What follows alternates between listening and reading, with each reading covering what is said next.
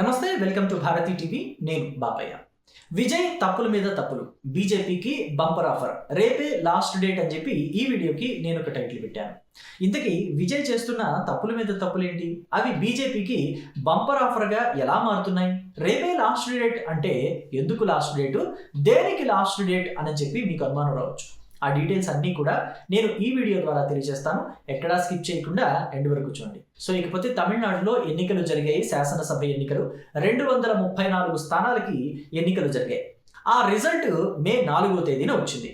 అప్పటి నుంచి కూడా తమిళనాడు రాజకీయాలు రసవత్తరంగా మారాయి. ఎంత రంజుగా ఉన్నాయంటే తమిళనాడు రాజకీయాలు దేశవ్యాప్తంగా అన్ని ఛానళ్లలోనూ తమిళనాడు గురించే మాట్లాడుకుంటున్నారు. పశ్చిమ బెంగాల్లో ఎన్నికలు జరిగాయి, అస్సాంలో జరిగాయి, కేరళలో జరిగాయి, పుదుచ్చేరిలో జరిగాయి. వీటన్నిటి గురించి అయిపోయింది. ఈవెన్ పశ్చిమ బెంగాల్లో కూడా మమతా బెనర్జీ నేను సీఎం సీటు నుంచి దిగను అని చెప్పి మంకుపట్టు పట్టి కూర్చున్న ఆవిడ గురించి కూడా అంతగా మాట్లాడుకోవట్లేదు. కానీ ఇక్కడ తమిళనాడు గురించి ఎక్కువగా చర్చించుకుంటున్నాయి. నేషనల్ మీడియా కూడా దీని గురించే మాట్లాడుతుంది. ఎందుకంటే ఇంతవరకు తమిళనాడులో సీఎంగా విజయ్ ప్రమాణ స్వీకారం చేయలేకపోయారు, టీవీకే పార్టీ అతిపెద్ద పార్టీగా అవతరించినప్పటికీ కూడా. అయితే దీనికి కారణం ఏంటి అంటే విజయ్ చేసిన తప్పులే అని చెప్పేసి చెప్తున్నారు. అయితే విజయ్ చేసిన తప్పులు ఏంటి అనేది ఒకసారి చూద్దాం. టీవీకే పార్టీకి ఈ ఎలక్షన్లో 108 స్థానాలు దక్కాయి. టెక్నికల్గా చూసుకుంటే 107 అని చెప్పాలి. ఎందుకంటే విజయ్ ఆ పార్టీ అధ్యక్షుడు కాబట్టి, టీవీకే పార్టీ అధ్యక్షుడు కాబట్టి 2 చోట్ల పోటీ చేసే అవకాశం దక్కింది. 2 చోట్ల కూడా విజయ్ విజయాన్ని దక్కించుకున్నాడు. కానీ ఒక చోట రాజీనామా చేయాలి, అక్కడ బై ఎలక్షన్ రావాలి కాబట్టి టెక్నికల్గా 107 కిందే కౌంట్ చేస్తారు. సో 107 స్థానాలు విజయ్కి వచ్చాయి. 107 స్థానాలు వచ్చాయంటే మిగిలిన వాళ్ళందరూ కూడా ప్రభుత్వాన్ని ఫామ్ చేయడానికి వాళ్ళ దగ్గర అంత సత్తా లేదని అర్థమైంది. మరి విజయ్ నేరుగా గవర్నర్ దగ్గరికి వెళ్ళి తమిళనాడులో లార్జెస్ట్ పార్టీగా మేమున్నాము, సో కాబట్టి మేము అధికారాన్ని ఫామ్ చేస్తాము, అధికారంలోకి వెళ్తాము, సీఎంగా ప్రమాణ స్వీకారం చేయడానికి ఏర్పాట్లు చేయించండి అని చెప్పేసి విజయ్ అడుగుంటే తమిళనాడు గవర్నర్ వెంటనే సీఎంగా ప్రమాణ స్వీకారం చేయడానికి ఏర్పాట్లు చేసేవాళ్ళు. మరి మీరు అడగొచ్చు, 118 మ్యాజిక్ ఫిగర్ కదా, 234 స్థానాలుంటే 118 మ్యాజిక్ ఫిగర్ కదా, మరి విజయ్కి 118 రాలేదు కదా అని మీరు అడగొచ్చు. అయితే ప్రమాణ స్వీకారం చేయడానికి 108 కూడా సరిపోతాయి, 107 కూడా సరిపోతాయి. ఎందుకంటే మిగిలిన వాళ్ళకి ఎవరికి అంత మెజారిటీ రాలేదు కాబట్టి, లార్జెస్ట్ పార్టీ టీవీకే కాబట్టి. సో ప్రమాణ స్వీకారం చేసి విజయ్ ముఖ్యమంత్రిగా అసెంబ్లీకి వెళ్ళిన తర్వాత బల నిరూపణ చేసుకోవచ్చు. కానీ విజయ్ చేసిన తప్పు ఏంటంటే ఇక్కడ 107 స్థానాలు ఉన్నప్పటికీ కూడా ఆయన కాంగ్రెస్ పార్టీని కలుపుకొని వెళ్ళి మేము ప్రభుత్వాన్ని ఫామ్ చేస్తాం, ప్రమాణ స్వీకారానికి ఏర్పాట్లు చేయండి అని చెప్పేసి అన్నారు. ఇక్కడ ముందే కాంగ్రెస్ పార్టీ తోటి అలయన్స్ లో ఉండి ఎన్నికలకు వెళ్ళుంటే గవర్నర్ ఏమీ మాట్లాడేవాడు కాదు. కానీ వీళ్ళు ఎన్నికలు అయిపోయిన తర్వాత పొత్తు పెట్టుకున్నారు కాబట్టి గవర్నర్ ఏమంటారంటే ఇక్కడ మీరు ఎన్నికలు అయిపోయిన తర్వాత ఇప్పుడు కాంగ్రెస్ తో పొత్తు పెట్టుకున్నారు కాబట్టి మీరు ఖచ్చితంగా మ్యాజిక్ ఫిగర్ టచ్ చేయాల్సిందే, 118 సీట్లు రూల్ ప్రకారం మీరు ఇక్కడ చూపించాలి. అంటే 118 మంది ఎమ్మెల్యేలని ఇక్కడికి తీసుకొచ్చి అటెండ్ చేయండి అని నేను చెప్పడం లేదు.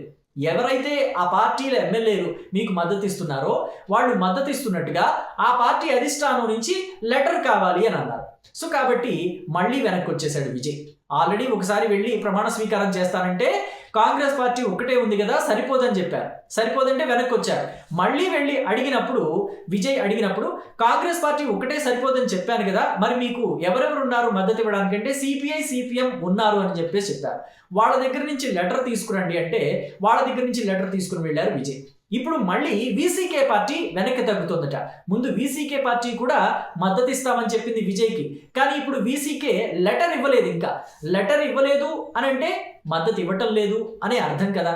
సో కాబట్టి ఇక్కడ ఇది బీజేపీకి అవకాశంగా మారుతుంది. ఎందుకని అంటే బీజేపీ ఖచ్చితంగా కదిలించుకునేది కాదు. కాంగ్రెస్ పార్టీ తోటి విజయ్ గనక జత కట్టకుండా ఉండుంటే ఎలక్షన్ అయిపోయిన తర్వాత రిజల్ట్ వచ్చిన తర్వాత విజయ్ నేరుగా వెళ్ళి గవర్నర్ దగ్గరికి వెళ్ళి గవర్నర్ మద్దతు తీసుకొని అక్కడ ప్రమాణ స్వీకారం సీఎంగా ప్రమాణ స్వీకారం చేయడానికి ఏర్పాట్లు చేయమనంటే ఖచ్చితంగా బీజేపీ ఇన్వాల్వ్ అయ్యేది కాదు. ఎప్పుడైతే విజయ్ కాంగ్రెస్ పార్టీతో జతకట్టాడో బీజేపీ ఇన్వాల్వ్ అయింది. బీజేపీ గేమ్ ప్లాన్ చేస్తుంది. ఇప్పుడు బీజేపీ వైపు నుంచి ఉన్న గేమ్ ప్లాన్ ఏంటి అంటే ఇక్కడ చిన్న చితక పార్టీలు అన్నింటినీ కూడా ఏకం చేసేసి డిఎండికే ఇలాంటి పార్టీలు, వీసీకే, ఈఎంఐఎల్ ఇలాంటివి రకరకాల పార్టీలు ఉన్నాయి కదా, ఈ పార్టీలన్నింటినీ కూడా డిఎంకే ఏఐడిఎంకే తోటి జత చేస్తే 118 సీట్లు అవుతాయి. సో అప్పుడు వాళ్ళందరూ కలిసి మహాకూటమిగా ఏర్పడి ప్రభుత్వాన్ని ఫామ్ చేసే అవకాశం కూడా ఉంది. సో ఇది కూడా ఒక ఛాన్స్ ఉంది, లేకపోలేదు. కాబట్టి ఇక్కడ విజయ్ ఖచ్చితంగా వీసీకే వాళ్ళ మద్దతు తీసుకుని వాళ్ళ దగ్గర నుంచి ఒక లెటర్ తీసుకొచ్చి రేపట్లోగా గవర్నర్కి సబ్మిట్ చేయాలి. గవర్నర్కి సబ్మిట్ చేయకపోతే గవర్నర్ రాష్ట్రపతి పాలనని తీసుకొచ్చే అవకాశం కూడా ఉంది ఇక్కడ.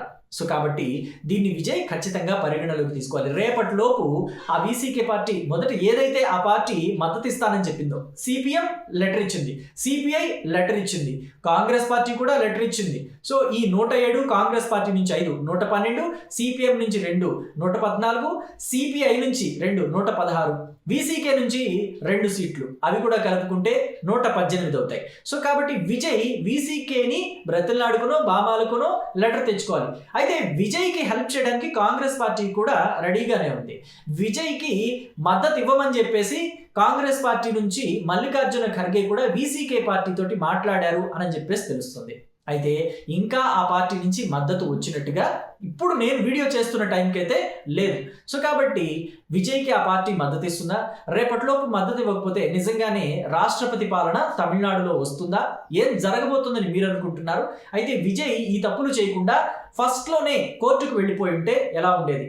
అంటే 107 సీట్లు నాకు వచ్చాయి, నన్ను ప్రభుత్వాన్ని ఫామ్ చేయడానికి గవర్నర్ అలౌ చేయడం లేదు అని చెప్పి కోర్టుకు వెళ్ళుంటే ఖచ్చితంగా విజయ్కి సీఎంగా ప్రమాణ స్వీకారం చేసే అవకాశం దక్కుండేది. గతంలో కూడా గోవాలో ఇలాగే జరిగితే గవర్నర్ అలౌ చేయకపోతే అక్కడ ఉన్న రాజకీయ పార్టీ ఏదైతే లార్జెస్ట్ పొలిటికల్ పార్టీగా అవతరించిందో ఆ ఎన్నికల్లో ఆ పార్టీ కోర్టుకు వెళ్ళింది. ఆ పార్టీ అధినేత కోర్టులో దావా వేశారు. దావా వేస్తే కోర్టు ముందు ఫస్ట్ సీఎంగా ప్రమాణ స్వీకారం చేయనివ్వండి, అసెంబ్లీలో సెషన్లో బల నిరూపణ అక్కడ చేసుకుంటారు, సో ఇక్కడే ఎందుకు అని చెప్పేసి అప్పుడు ఉత్తర్వులు ఇచ్చింది. కానీ అక్కడ వాళ్ళు ఎవరితోనూ జత కట్టలేదు ఆ టైంలో. సో ఇక్కడ విజయ్ చేసిన తప్పు ఏంటంటే జత కట్టేశారు. సో కాబట్టి కోర్టుకు వెళ్ళినా కానీ విజయ్ గెలుస్తాడా లేదా అని చెప్పేసి ఒక అనుమానం కూడా ఉంది.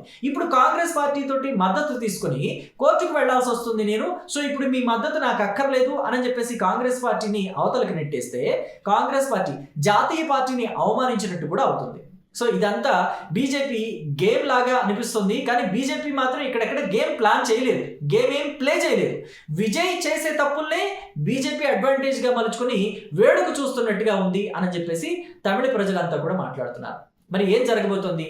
తమిళనాడులో రాష్ట్రపతి పాలన వస్తుందా, లేదంటే విజయ్కి వీసీకే పార్టీ మద్దతు ఇస్తే విజయ్ ప్రభుత్వాన్ని ఫామ్ చేసేసి ముఖ్యమంత్రిగా ప్రమాణ స్వీకారం చేస్తాడా? ఒకవేళ రాష్ట్రపతి పాలన వచ్చి మళ్ళీ తర్వాత ఎన్నికలు కనుక పెడితే, తమిళనాడులో ఎన్నికలు కనుక పెడితే విజయ్ ఈసారి థంబింగ్ మెజారిటీ తోటి 118 కాకుండా ఇంకా ఎక్కువ సీట్లతోటి గెలిచి అసెంబ్లీలోకి వెళ్లే అవకాశం ఉంటుందా?